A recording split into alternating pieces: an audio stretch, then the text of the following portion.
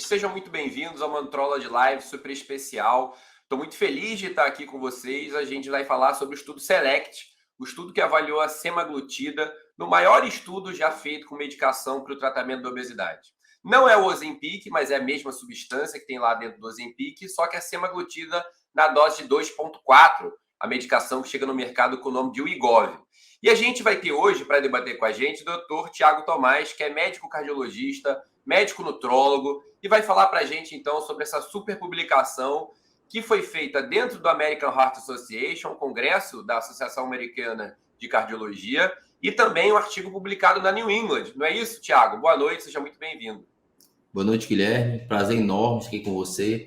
Acho que a comunidade científica internacional, tanto a parte cardiológica quanto nutrológica, e todos que lidamos com obesidade, estamos em festa, né, com essa mudança de paradigma que tratar a obesidade muda desfecho cardiovascular e aumenta a proteção para os nossos pacientes. Então, uma alegria enorme estar aqui com você para a gente debater junto sobre o estudo SELECT.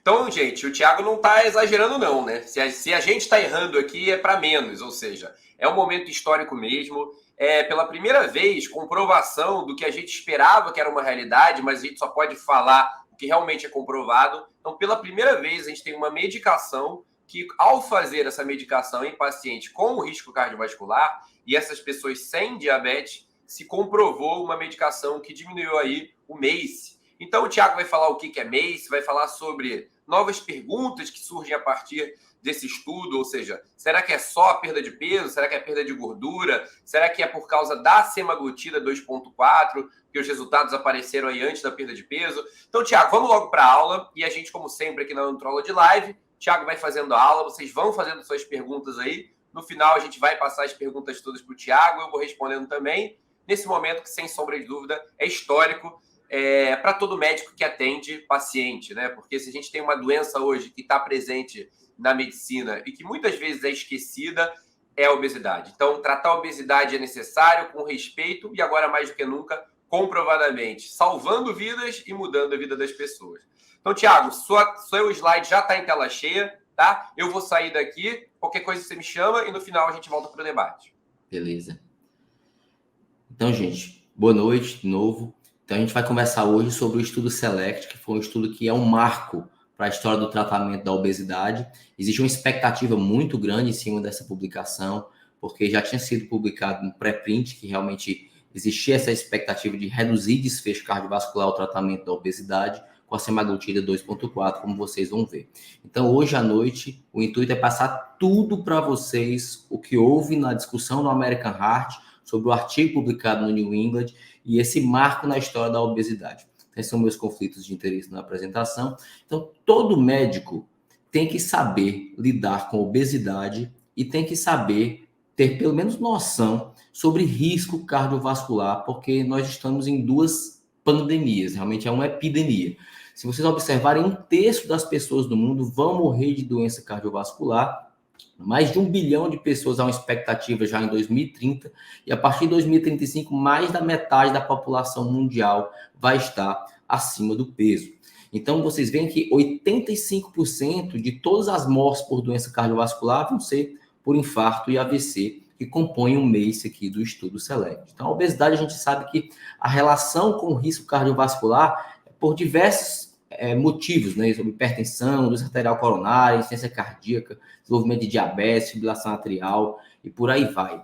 Então, será que o começo de tudo não seria realmente uma doença de adipócitos, realmente, aumento de inflamação, culminando com uma série de fatores e doenças associadas, então apneia, esteatose hepática, osteoartrite, dislipidemia, hipertensão, doença coronária, diabetes? A gente já sabe que o tratamento do diabetes com a semaglutida já reduziu desfecho cardiovascular, mas será que nesses pacientes que não têm diabetes, esse benefício iria realmente acontecer? Então, existe essa expectativa muito grande.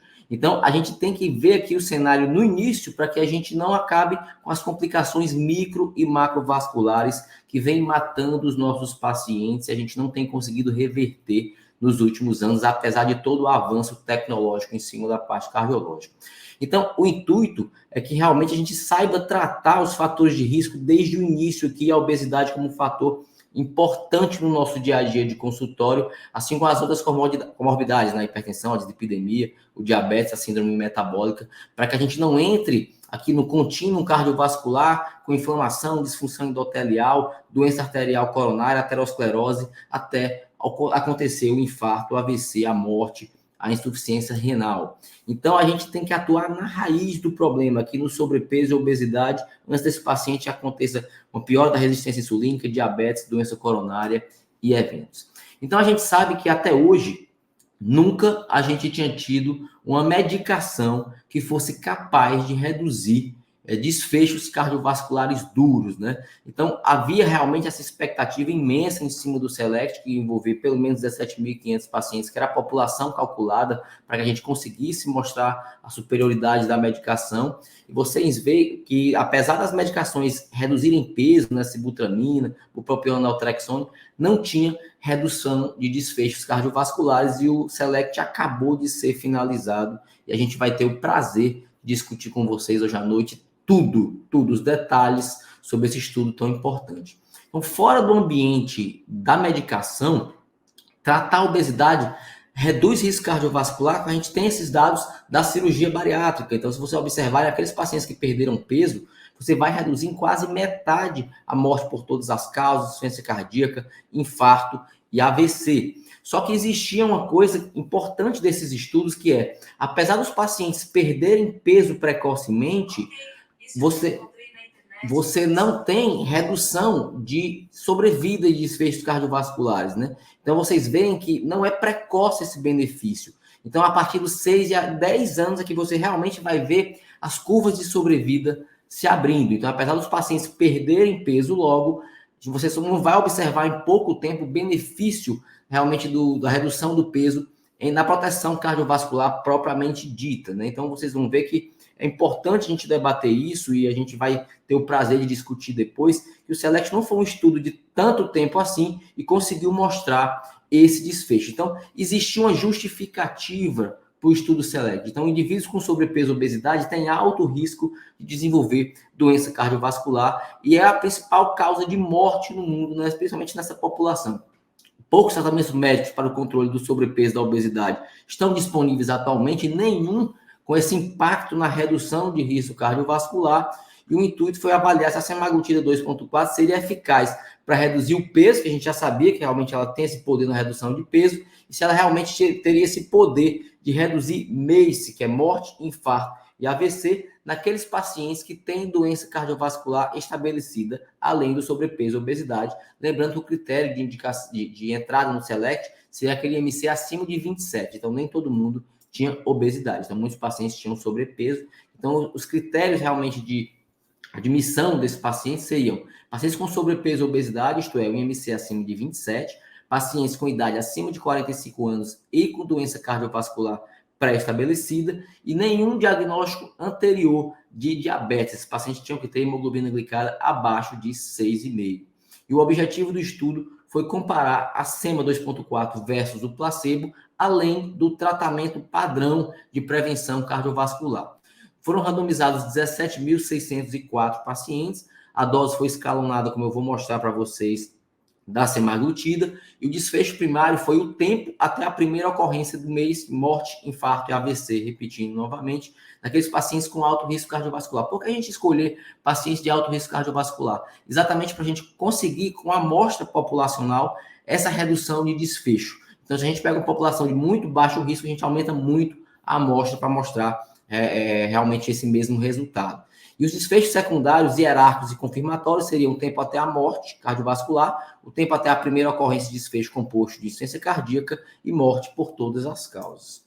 Então, a dose foi escalonada a cada 4 semanas. Então, doses de 0,25, 0,5, 1, 1,7 e 2,4. Na verdade, 0,24 aqui é a primeira dose, né?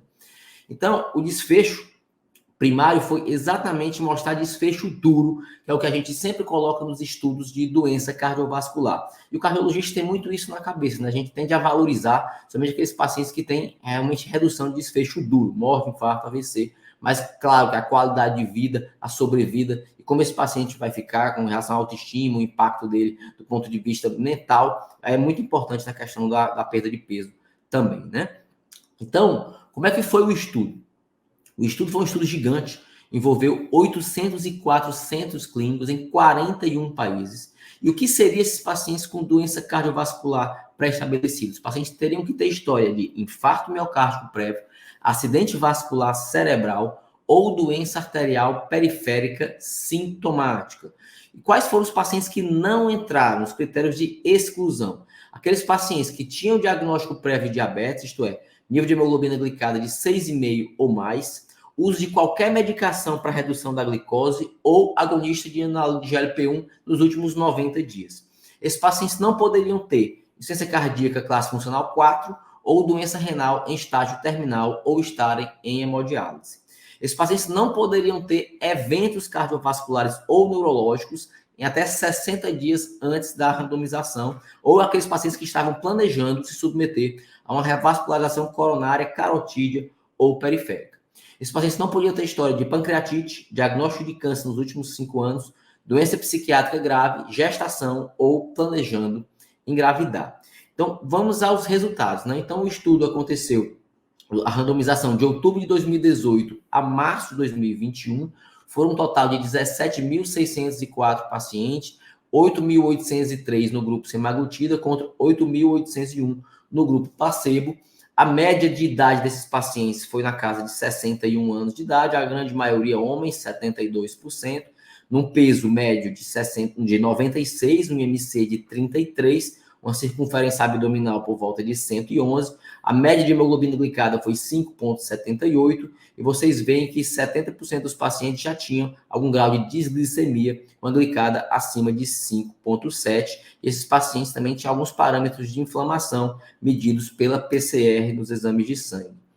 Então, 68% de média desses pacientes já tinham tido história de infarto prévio, 18% com AVC, doença arterial periférica por volta de 4% da população, a taxa de filtração glomerular de 82%, os pacientes estavam até relativamente bem controlados do ponto de vista da dislipidemia, com LDL médio de 78, a pressão média de 131 por 80 praticamente, e 68 batimentos. Aqui é um critério, um score que os pacientes preenchiam de qualidade de vida.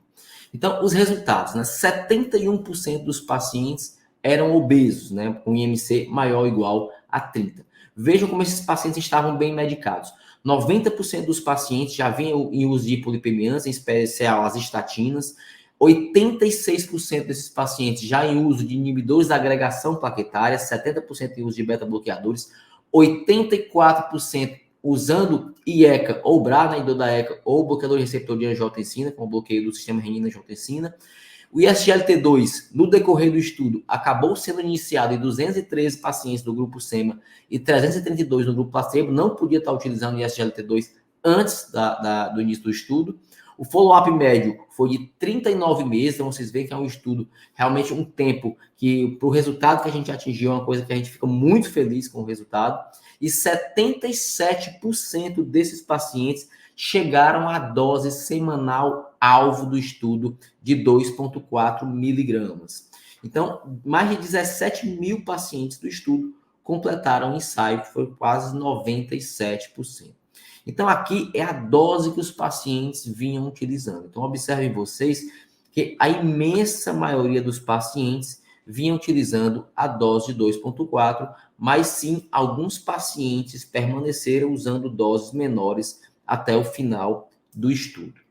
Do ponto de vista dos desfechos, vocês veem que no grupo semaglutida, 6,5% dos pacientes tiveram evento, né, o mês, morte, infarto, AVC, contra 8% do grupo placebo. Isso teve significância estatística, então a redução foi na casa de 20% de redução de mês no grupo semaglutida 2,4, com P com significância estatística importante.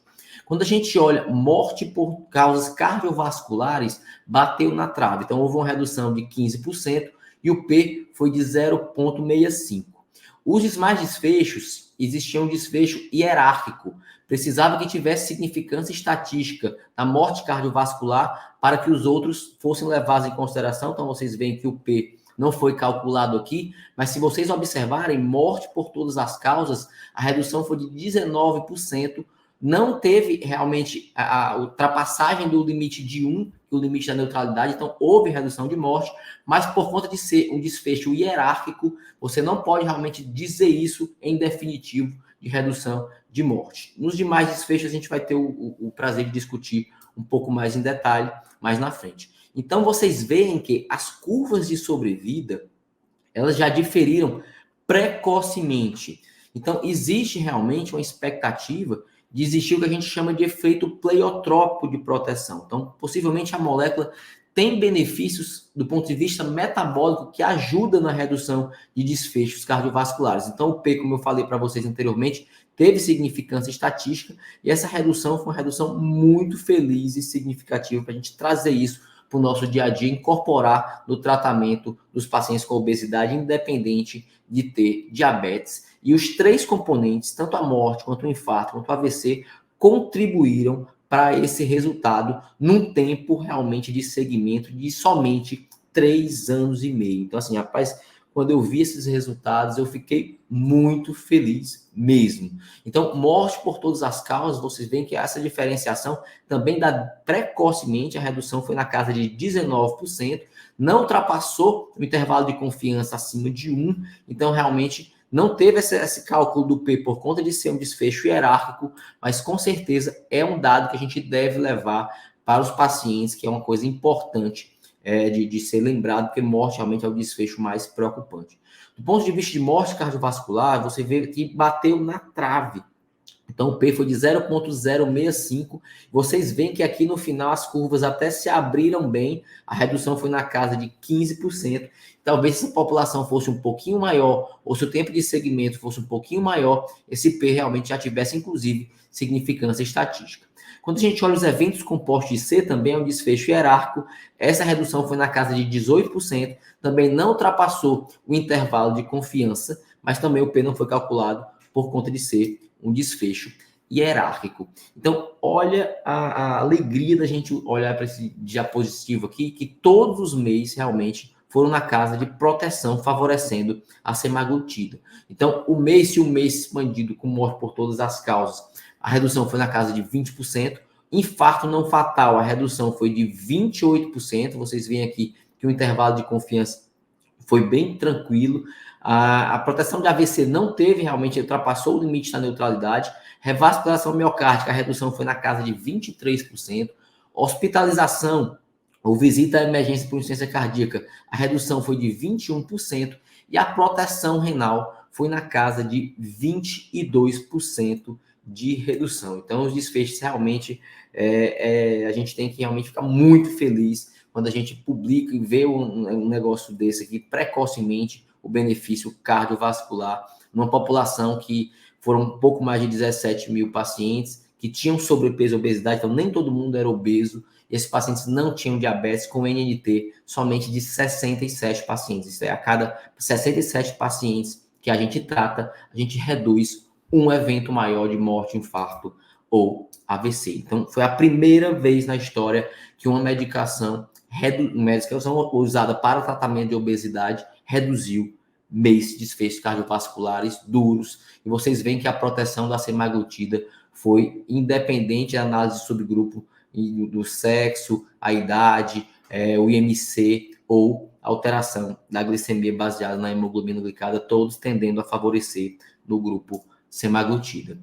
Quando a gente olha aqueles benefícios secundários, então, pacientes que tinham uma hemoglobina glicada alterada, que passaram a normalizar a hemoglobina glicada abaixo de 5,7, houve, obviamente, uma diferença grande em favor da semaglutida em relação ao placebo. A perda de peso foi na casa de 9% no grupo semaglutida, contra apenas 1% ali no grupo placebo. Houve redução da circunferência abdominal, né? Como eu falei, os níveis de hemoglobina glicada foram reduzidos, os níveis de pressão arterial foram reduzidos, a qualidade de vida, o nível de PCR foi reduzido com a semaglutida, e os níveis de colesterol, tanto o colesterol total baixaram quanto os níveis de LDL, e o nível de HDL também subiu, né? O triglicerídeo, realmente a casa foi maior, a redução de 18% no grupo semaglutida contra 3% no grupo placebo. Então, vocês veem que a redução do peso e da circunferência abdominal foi realmente bastante importante no grupo semaglutida. Quando a gente olha os efeitos adversos e de segurança da molécula, vocês veem que foi bem parecido os dois grupos, mas inclusive no grupo semaglutida teve menos eventos adversos sérios do que no grupo placebo. Quando a gente olha eventos adversos que fizeram que parasse a medicação, aí sim a semaglutida realmente teve o dobro de paradas de usar a medicação em relação ao grupo placebo, mas isso foi principalmente por desordens gastrointestinais, náusea, diarreia, constipação, que a gente sabe que a gente pode, no dia a dia do consultório, dar algumas soluções para os pacientes, mas de fato houve realmente maior descontinuação da medicação no grupo semaglutida. Mas o que é importante a gente saber? Doenças graves como neoplasia, infecção, né? A gente sabe que a questão da imunidade, muitos pacientes questionam. Então, do ponto de vista de doença renal, pancreatite, não houve diferença entre os grupos. E desordens da vesícula, a diferença foi bem pequena. A gente sabe que pacientes que têm perda de peso, independente da causa, pode cursar com desordem da vesícula. A diferença foi de 0,5% no grupo a mais no grupo semaglutida, com P de 0,04. Então, para concluir, né, nesse estudo randomizado, controlado por placebo, envolvendo pacientes com doença cardiovascular pré-estabelecida e com sobrepeso e obesidade, da IMC maior ou igual a 27, a semaglutida 2,4 foi superior ao placebo na redução da incidência de um composto de morte por todas as causas cardiovasculares, infarto miocárdio não fatal e acidente vascular cerebral. Então, o meio combinado de morte, infarto e AVC em um acompanhamento de somente 39 meses, pouco mais de 3 anos. Então, de fato, estou muito feliz. Eu acho que a comunidade médica internacional, quem lida com obesidade, os pacientes, nós cardiologistas, nutrólogos, endocrinologistas, todos estamos em festa, porque realmente é um marco. Então, muda a história do tratamento da obesidade. Então, Guilherme, prazer enorme estar aqui com você. Obrigado pela confiança e pelo convite para a gente debater esse estudo tão importante que muda a história do tratamento da obesidade. Foi um prazer estar aqui com você hoje à noite. Obrigado. Eu que agradeço, cara. Você estava lá ao vivo no Congresso Europeu de Obesidade, né? Mostrou pra gente o HFpEF. E agora eu estou na dúvida de onde é que você está no mundo, né? Porque você está mostrando os slides que foram apresentados ao vivo lá. Então você está morando na Filadélfia agora? Onde você está falando aí pra gente? Rapaz, a gente tem que ter os contatos, né, Guilherme? Então, assim, como era um estudo que já existia realmente grande expectativa, né? Uma grande expectativa. Então, quando foi o pré-print desde o meio do ano, que a gente vinha esperando, então eu digo, ó, quem vai, quando os colegas já colocaram que estavam no aeroporto, eu falei, ó, é o seguinte, vocês vão ter o papel aí de passarem todas as informações em tempo real, os slides para mim, inclusive eu estou com todos os slides da apresentação mesmo, mas eu fiz uma apresentação assim que os meninos da Novo Norte até me ajudaram em alguns slides, outros slides eu fiz realmente. Então, é importante que a gente debata isso e leve isso para todos os médicos que lidam com obesidade. E não precisa ser cardiologista para pensar em prevenção cardiovascular, sabe, Guilherme? Então, eu acho que esse é o ponto que a gente tem que trazer. Não tem como a gente tratar a obesidade e não pensar em proteção cardiovascular. Eu não sou cardiologista. É o que mais mata. Não tem como a gente fugir de proteção cardiovascular. Todo médico tem que saber tratar a obesidade. Todo médico tem que pensar em prevenção cardiovascular, independente de ser cardiologista.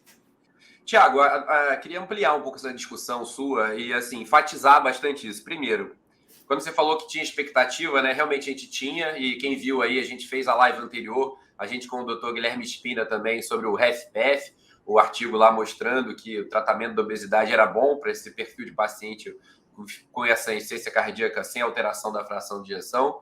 Mas a expectativa para esse estudo aí estava ainda maior, né? Então, muitas informações, quando deu lá o press release, ou seja, a empresa mostrou o que vinha pela frente, já teve muito interesse, e não à toa, agora no dia 11 de novembro, rapidamente esse assunto estava sendo discutido na CNN, na NBC, então grandes portais americanos discutindo isso. E aí, eu queria que você falasse isso que você já começou a falar um pouco. Por que isso é importante para o cardiologista? Por que isso é importante para o nutrólogo? E por que isso é importante para qualquer médico, né? Então, quando a gente fala às vezes de diabetes, a diabetes vai matar o paciente muitas vezes também por infarto e AVC, né? Então, pode ficar passando meio batido, mas o grande impacto desse estudo é porque até então todos os trabalhos que a gente pensava nesse risco cardiovascular, nessas medicações de tratamento da obesidade, incluíam pacientes com diabetes, né, Tiago? E dessa vez não. Foi excluído os pacientes com diabetes.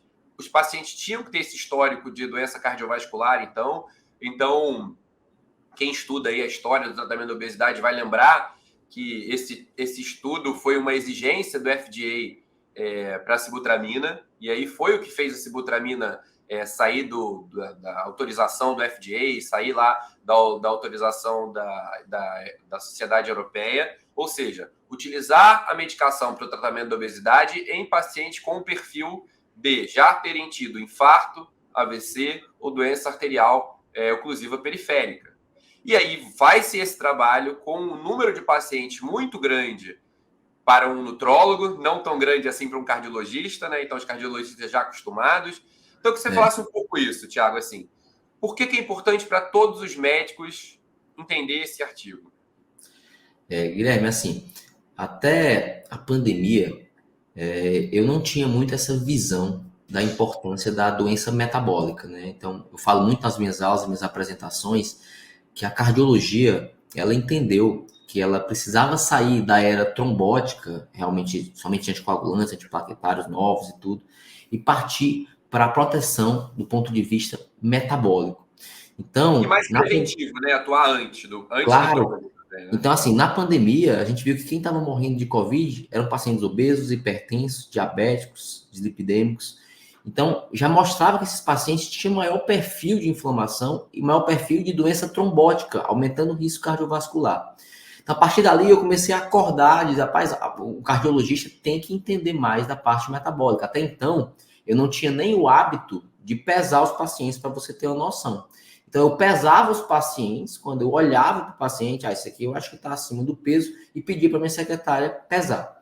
E a gente sabe que, a partir do momento que a gente mede isso e mostra para o paciente, principalmente se a gente tiver uma análise de composição corporal, hoje a gente usa a bioimpedância, os pacientes começam a entender que eles precisam melhorar os hábitos de vida.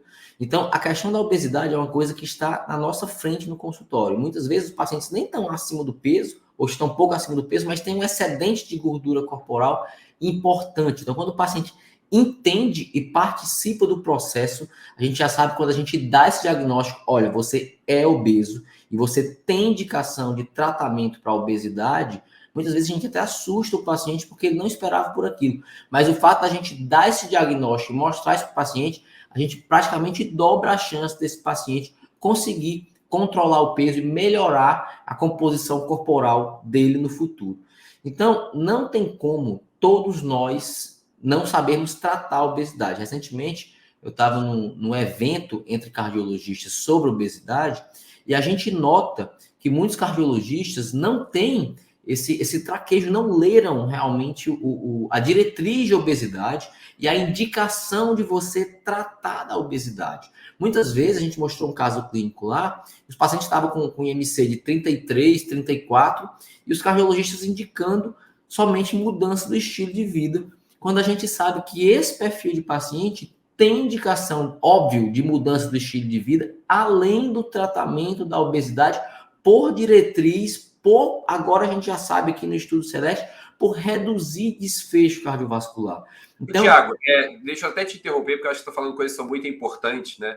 E não é à toa que a gente vive esse cenário, né? Então, assim, durante muitos anos, o tratamento da obesidade era visto com muita desconfiança pelo cardiologista, né? E aí o cardiologista, pensando no paciente que tem um alto risco cardiovascular, ele fala, bom, vou segurar aqui a pressão, vou segurar o colesterol, mas vou deixar essa medicação aí porque eu não sei o risco que ela tem.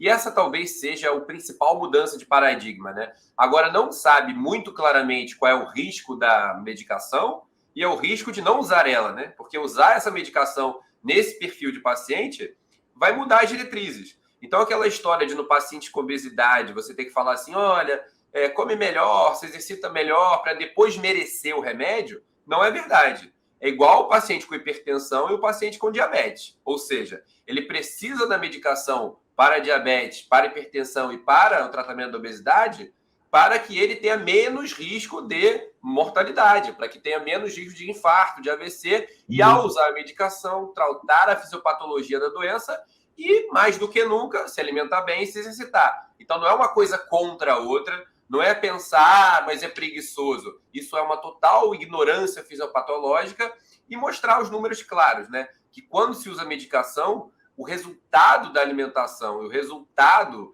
do exercício físico é muito melhor, né, Thiago?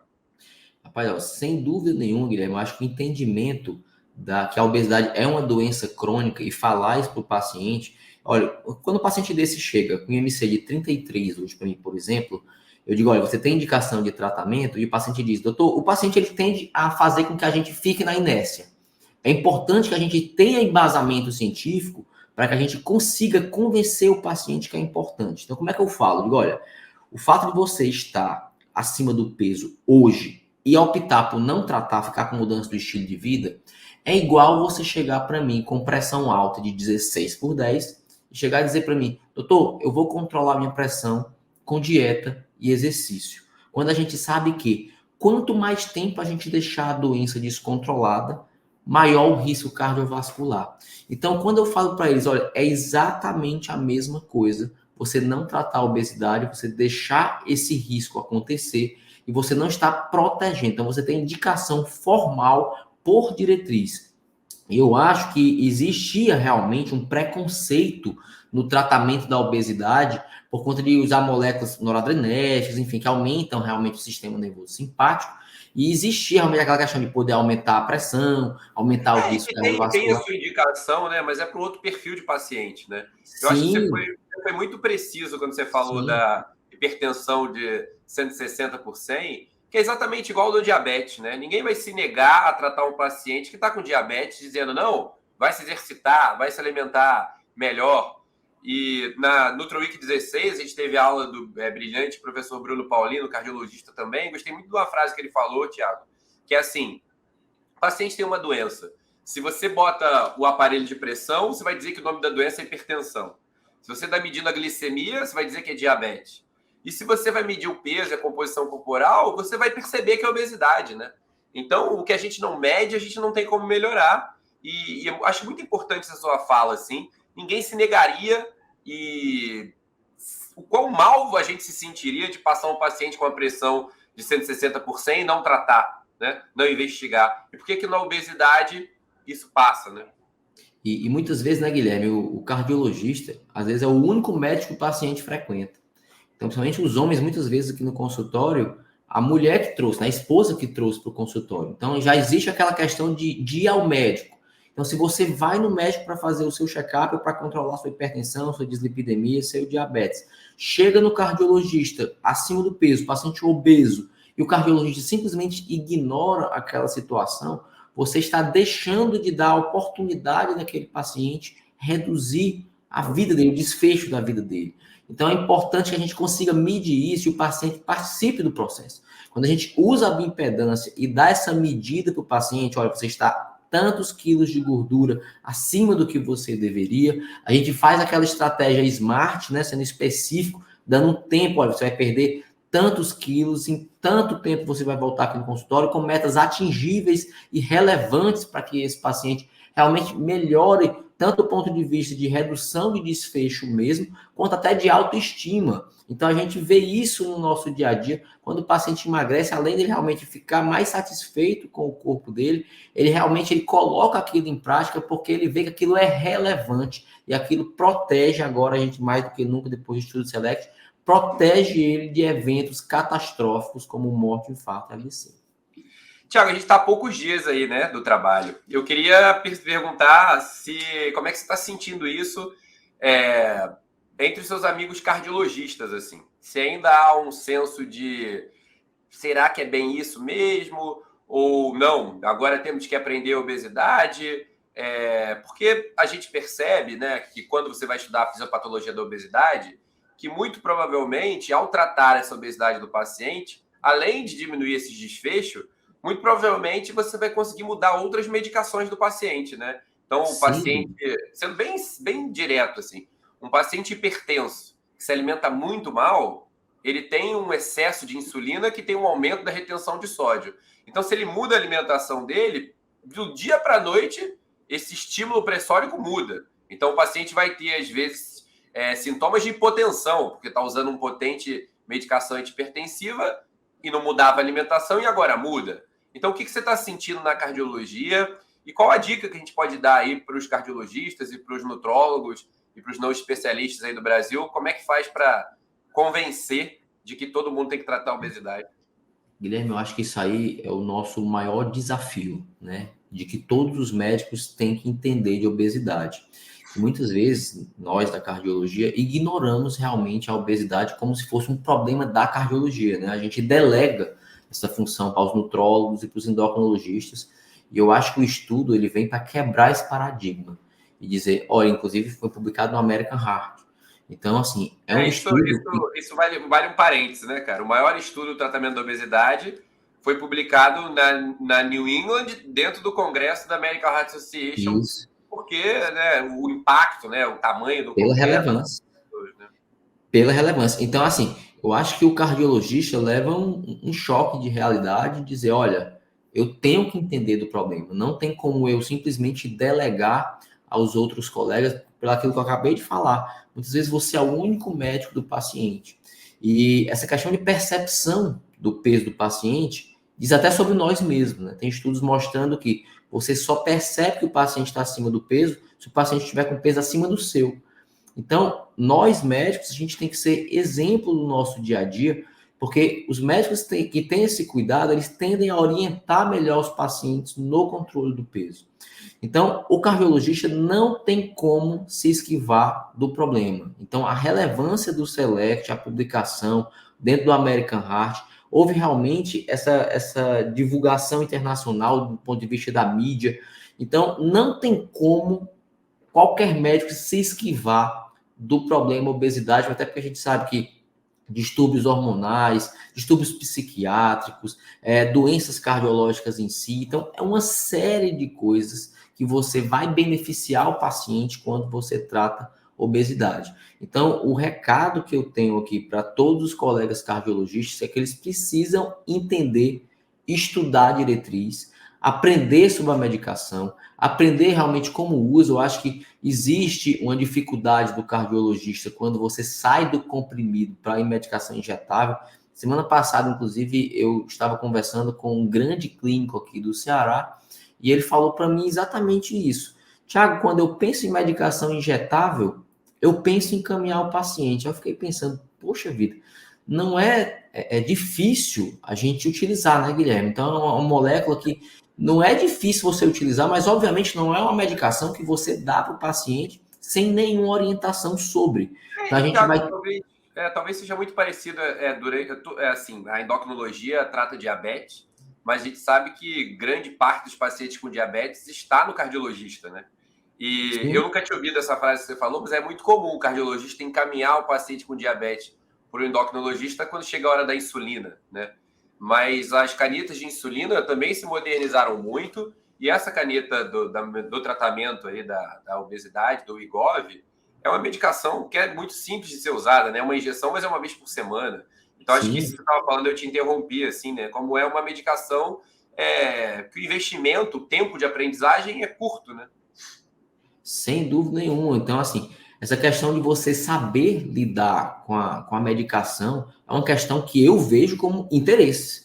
Então, assim, a partir do momento que a gente conseguir despertar o interesse de todos os médicos que lidam com obesidade, todos lidando com obesidade, não tem como, cara, é uma epidemia. Então, assim, os nossos hábitos de vida mudaram muito nos últimos anos, o home office de muitas pessoas, a dificuldade em relação ao tempo, correria, o estresse, enfim, são muitos detalhes que fazem com que as pessoas descontem na comida e aumentem o peso. A gente sabe que mudança do estilo de vida por si só, ela falha numa imensa quantidade de pacientes, e a gente precisa auxiliar esses pacientes na questão comportamental. Então, quando a gente usa uma molécula que tem o poder de atuar no comportamento do paciente em relação à alimentação, a gente tende muito a potencializar os resultados desse perfil de paciente. Então, assim, todos nós temos que saber de obesidade, a gente tem que ler o guideline, tem que saber a diretriz, saber que quando a gente precisa tratar a obesidade, com que a gente vai tratar a obesidade, ter o conhecimento das moléculas que a gente utiliza, como a gente faz em relação ao escalonamento da dose, quais são as orientações que a gente vai dar para esse paciente em relação à alimentação, ao exercício físico, à hidratação, ao aporte de fibras da alimentação, que é muito importante. Então, às vezes, com orientações básicas ali, você já consegue realmente fazer com que esse paciente tenha o uso da molécula sem grandes transtornos e eventos adversos. Tiago, e eu ia chamar a atenção para isso que você está falando, porque assim, a medicação ela tem essa real capacidade de mudar comportamento, né? Então a gente viveu anos aí com as pessoas sem sequer aceitar que a obesidade era uma doença, colocando o paciente com obesidade como se fosse responsabilidade dele, ou seja, falta de foco, falta de força, falta de fé, ele se alimentar corretamente. E aí você tem os trabalhos com orientação de alimentação e exercício físico com ou sem medicação. Quando entra a medicação, o resultado é muito melhor. Ou seja, tratar a fisiopatologia faz com que o paciente tenha maior aderência à alimentação. Só que é importante chamar essa atenção para os cardiologistas, principalmente naqueles pacientes com polifarmacoterapia, né? Ou seja, paciente tomando medicação, principalmente antihipertensivo e medicação para o tratamento da diabetes que diminui a glicemia, né? Então, essas medicações, elas vão ter... Esses pacientes que usam essas medicações têm que ser olhados de perto, porque quando se muda a medicação, quando se muda a alimentação, tem um impacto direto na glicemia e na pressão do dia, né? Então, comer menos carboidrato diminui menos insulina. Exige-se menos insulina. Então, são proximidades que a gente precisa ter. E aí, estou falando disso, Tiago, para voltar um pouquinho sobre o artigo, para você me ajudar a entender, que você falou ali num dos seus slides, mas eu queria aprofundar essa interpretação. Ou seja, a gente olhou no final que o MACE, né, então os eventos adversos, infarto, AVC, fatais e não fatais, foram diminuídos em 20%. Mas antes da perda de peso, já se observou ali uma redução essa redução desse risco cardiovascular. A gente pode botar na conta da alimentação que as pessoas mudaram, não sabemos ainda. Você levantou essa palavra, que é uma linda palavra, que é até complexa da gente entender exatamente do que é, né? Os efeitos pleiotrópicos, ou seja, o tempo vai dizer. O que são as suas expectativas aí? O que você já conversou com outros cardiologistas? O que você está achando disso? Sem dúvida nenhuma, Guilherme, o que chamou muito a atenção na curva de sobrevida foi o tempo que realmente esses pacientes começaram a ter redução de desfecho, né? Porque eu mostrei ali inicialmente, quando a gente avalia o perfil dos pacientes que foram submetidos à cirurgia bariátrica, naqueles slides eu fiz questão de colocar, vocês veem que apesar dos pacientes perderem peso rápido, a gente só começou a observar a redução de desfecho. Eu acho que até o teu slide que está aberto aqui, né? Eu vou até colocar na tela para o pessoal ver também, né? Desde o princípio, coloquei aqui na tela cheia, desde o princípio você já vê as duas curvas se separando, né? Exatamente. Então, assim, quando a gente observa os estudos que a gente tem com meta-análise em cirurgia bariátrica, a gente só observa essa redução de desfecho lá na frente, que realmente as curvas vão divergir. E a gente viu aqui com 6 meses, já tem uma distância razoável, e essa distância só aumenta no decorrer do tempo. Eu acho que é importante a gente dizer isso para os pacientes, que é engraçado, Guilherme, como os pacientes veem como uma questão situacional, né? Então, essa semana eu recebi uma mensagem de um paciente dizendo: doutor Tiago, o que é que o senhor acha de eu parar minha semaglutide, né? No caso, o Ozempic, que é o que a gente tem aqui no Brasil. Aí eu olhei a bioimpedância dele, ele estava 9 quilos de gordura acima do peso, mas ele já estava feliz ali com o que ele já tinha atingido, tinha reduzido medicação de pressão, outras medicações de diabetes, tinha melhorado realmente muitos cenários do ponto de vista laboratorial, realmente ele estava melhorando bastante, só que eu consegui reduzir outras medicações, mas não era o intuito de parar o tratamento da obesidade, que a gente vê nos estudos que quando a gente para, a gente tende a realmente ter recidiva da doença, igual a gente parar a medicação para pressão, diabetes, colesterol, e a gente vê isso todos os dias no nosso consultório. Os pacientes param de tomar medicação e aí chega descompensado: doutor, me dê um remédio de volta, eu vi que realmente eu precisava dele, porque a doença estava controlada, porque o paciente estava em tratamento. Então, sem dúvida nenhuma, Guilherme, essa divergência das curvas falam a favor de haverem outros benefícios da molécula que a gente ainda não tem o conhecimento. Então, quando a gente pensa em análogo de GLP-1 e o SGLT2, né, a gente vê que são moléculas que a gente tem muito a aprender né? Faz pouco tempo que a gente lida com a medicação no dia a dia, a gente sabe que realmente a redução de impacto de desfechos cardiovasculares, elas vieram para ficar, não tem como a gente não saber sobre as medicações, essa classe de medicação, e a SEMA especialmente aqui no Brasil. A gente não tem como a gente ignorar os benefícios, e o Select veio para realmente falar para todo cardiologista, todo médico que pensa em prevenção, que a gente tem que ter esse conhecimento. Então, sem dúvida nenhuma, a gente tem muito a aprender ainda sobre os efeitos, além da redução de glicemia e além da redução do peso, especificamente, que é o que a medicação traz.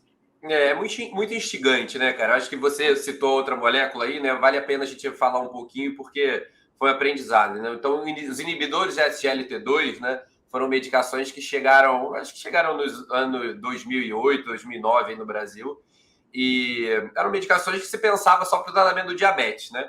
Depois, os grandes estudos cardiológicos, cardiovasculares, mostraram que era uma medicação que diminuía o tempo de internação por melhora, ajudava no controle da eficiência cardíaca, não é isso, Thiago?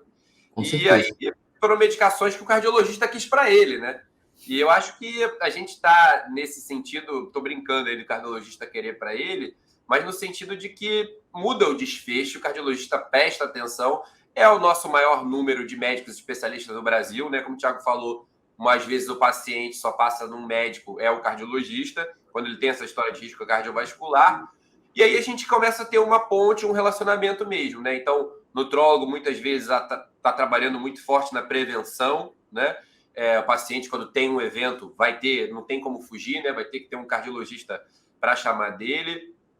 E aí a gente fica com essa expectativa de entender esse problema bom. Por que essas curvas se distanciaram tantas? Se é um efeito pleiotrófico, como o Thiago falou, da molécula, que a gente ainda vai aprender. Então, acho que essa é uma informação muito importante de ser enfatizada. Não é o que a gente imagina que importa, é de fato o que os números estão mostrando. E os números mostraram que a semaglutida 2.4 conseguiu esse resultado.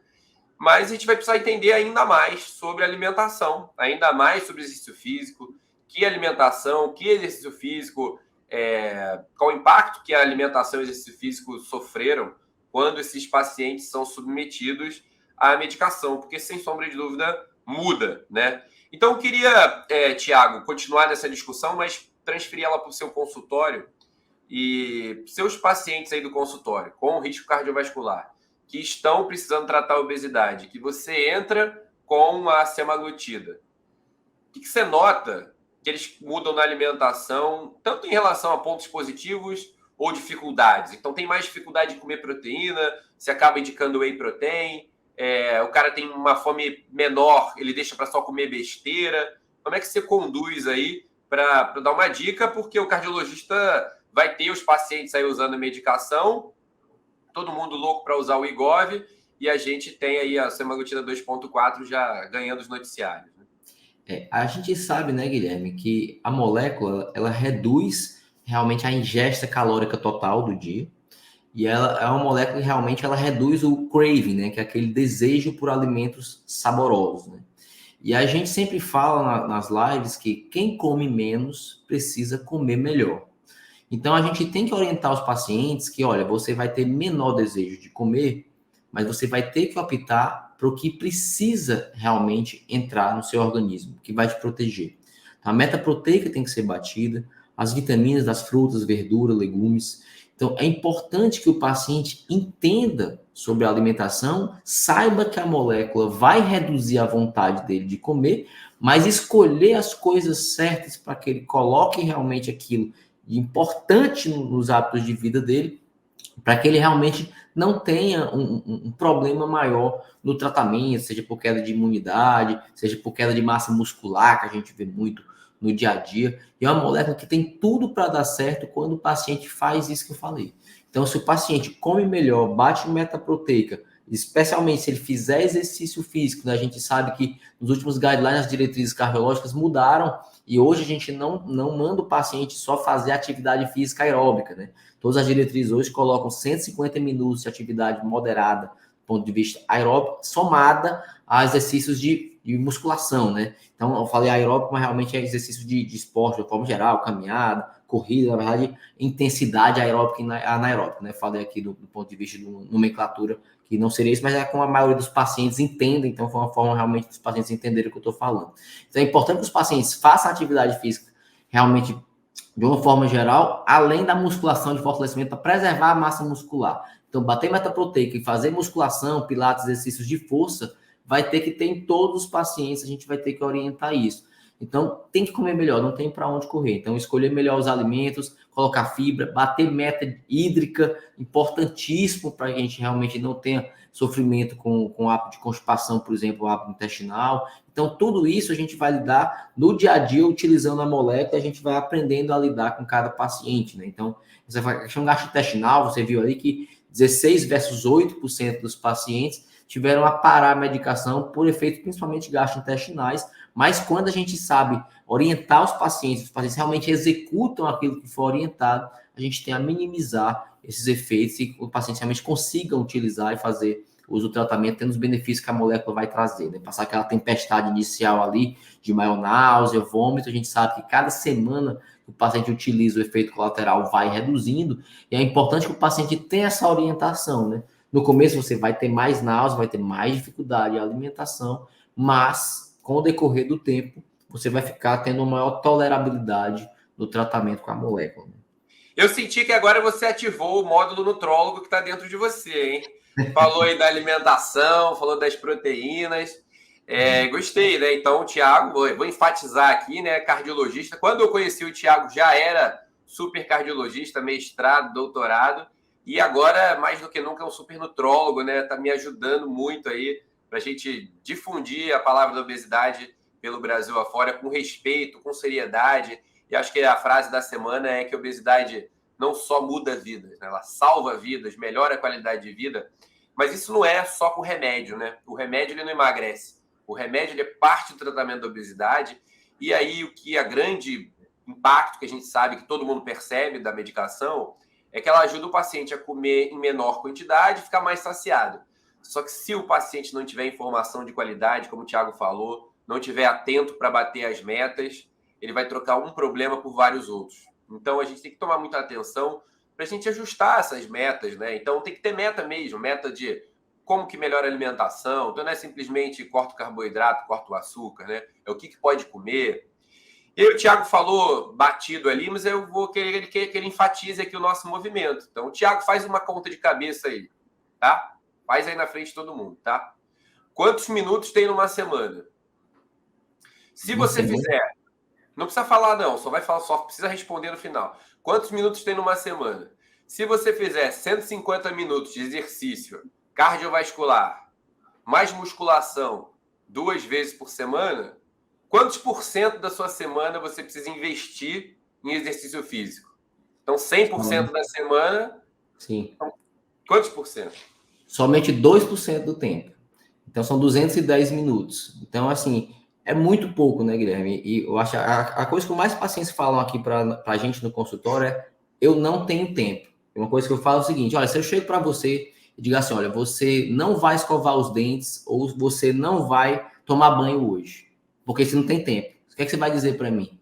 Aí eu passo, doutor, isso aí eu não abro mão. Depois é exatamente sobre isso. Então, o exercício físico você não pode abrir mão, porque é uma coisa que é importante para a prevenção de tudo. Redução de câncer, redução de desfechos cardiovasculares, doenças crônicas. Do ponto de vista mental, a gente tem diversos estudos.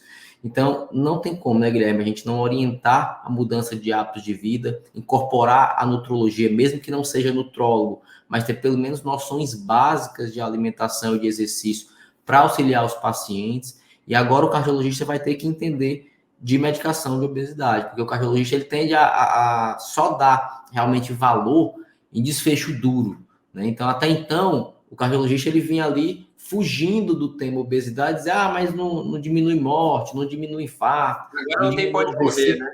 Agora não tem mais para onde correr, cara. Eu acho assim, depois do estudo SELECT, deu um choque de realidade na comunidade cardiológica, que eu acho que todo mundo que pelo menos leu e teve a oportunidade de ouvir falar no estudo, o interesse em saber sobre o estudo, acordou para a vida, né? Então, assim, eu tenho que entender de análogo de GLP-1, eu tenho que entender de semaglutida, eu tenho que entender de obesidade, e não dá mais para a gente ignorar a obesidade no nosso consultório. Então, a obesidade ela tem que ser tratada com respeito, como você já falou várias vezes, tem que ter entendimento, tem que ter empatia e tem que ter eficiência no tratamento, porque isso reduz morte, infarto e AVC.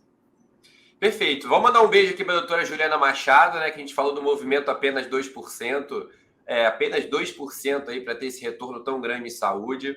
E depois uma dica aí, né, tanto para cardiologistas ou para endocrinologistas, para todos os médicos, especialistas ou não, é nossa obrigação entender sobre alimentação, né? A gente fala tanto sobre as medicações, a gente tem que saber orientar o paciente sobre alimentação e exercício físico, e está próximo de nutricionistas, professores de educação física, fisioterapeutas, das técnicas de coach, né? Então, o Thiago fez aí muito de medicina do estilo de vida também. Ou seja, cada um de nós vai gostar mais de uma área da nutrologia, da endocrinologia, da cardiologia, mas a gente tem que saber tratar a hipertensão, diabetes, tem que tratar a obesidade sim.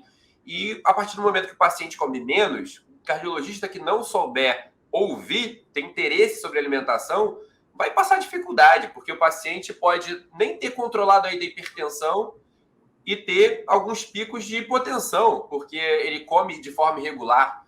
Então, o objetivo aqui da Nutrology Academy é muito esse, né? Entregar informação na hora que você precisa, microlearning, né? Então, estudos ali, artigos de 5 a 10 minutos que você possa aprofundar a sua discussão.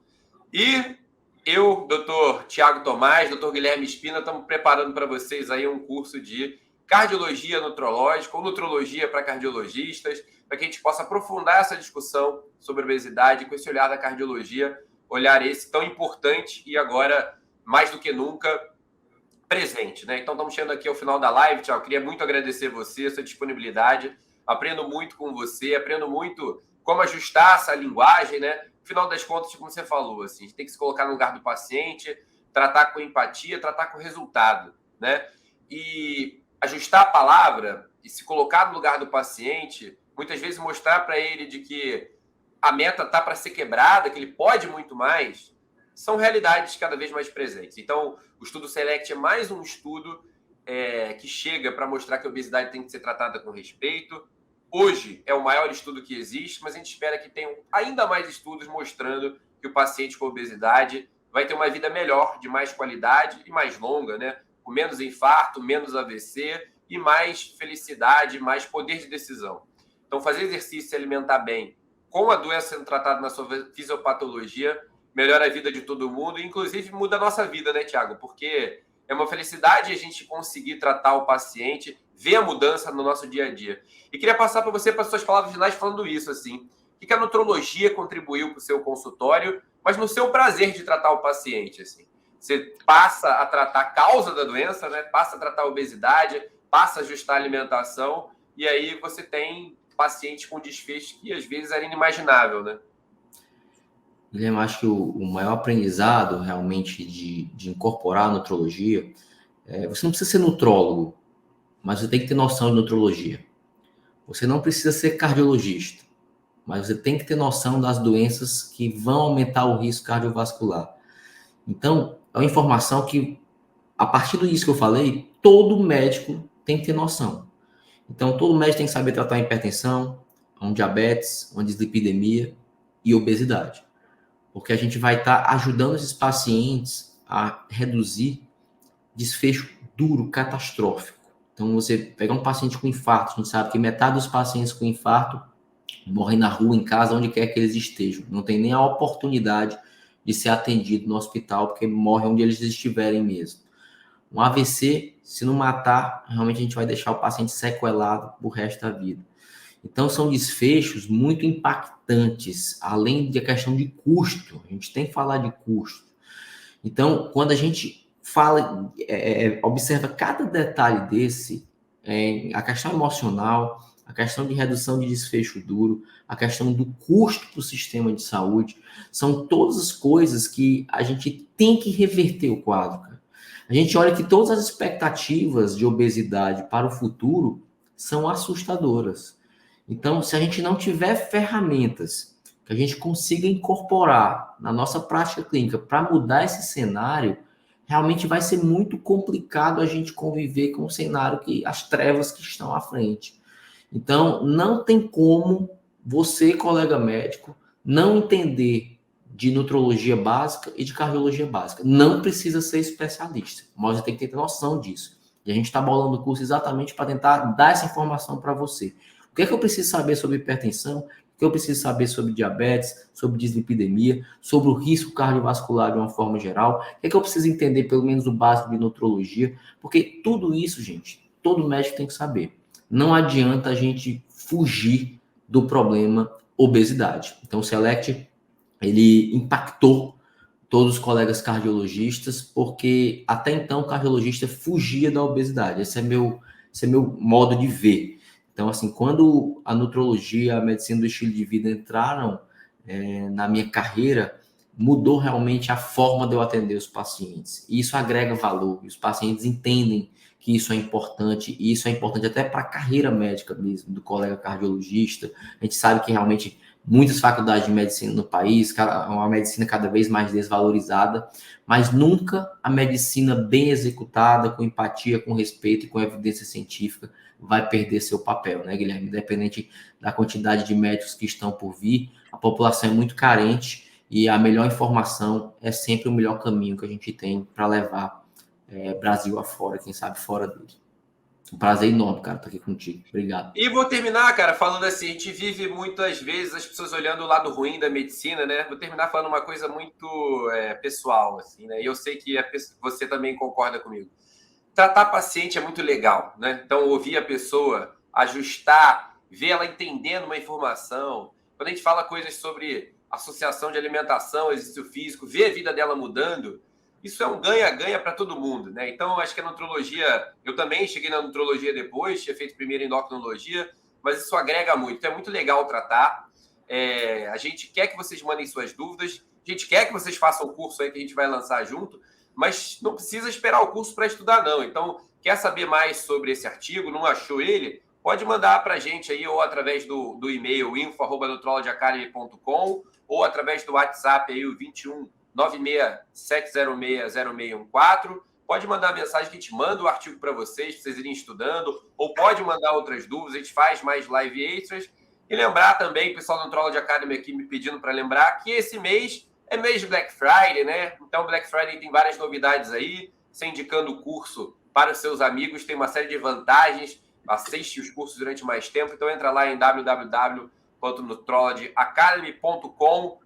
Já pode botar a /Black Friday ou entra direto no e-mail lá para a gente debater, tá bom? Então, tem mais perguntas na semana que vem. Passamos aqui de 1 hora. Agradecer muito o Thiago por mais uma vez. Plantão ao vivo, hein? Estamos igual a Rede Globo aqui.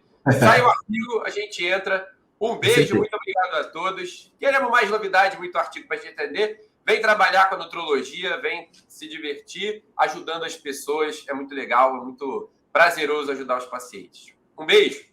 Valeu, gente. Obrigado, Guilherme. Boa noite. Tchau, tchau.